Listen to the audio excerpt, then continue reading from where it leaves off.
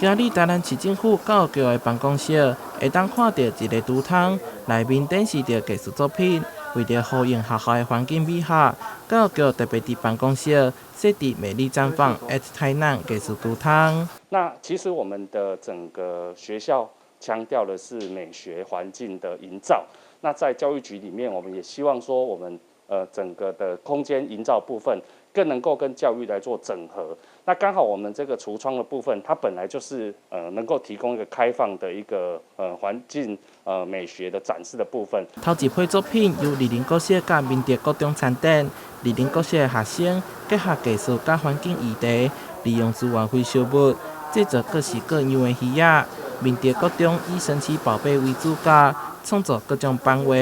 这一只是我喜欢的仓鼠，它叫做 Golden， 所以它是一只黄金鼠，我就把它画在上面。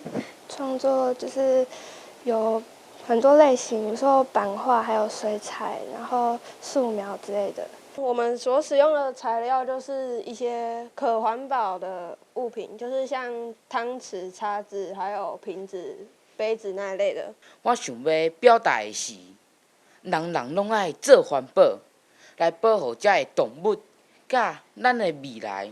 那希望大家可以一起去维护地球和自然。这个展示能够让我们的一些洽公的一些民众或者家长能够就近来做一些观赏。透过艺术品，确实可以让大家都能够感受到那个美的魔力啦。学校对学生的作品会当伫教育局展出，非常的热闹。教育局表示，后续将由新市国小的陶家作品接棒展出，希望予每间学校学生的作品拢有展出的机会，也希望借着艺术图腾，抛破民众对公部门的既定印象，予市政中心充满艺术氛围。美丽绽放 at 台南。台南新闻上海采访报道。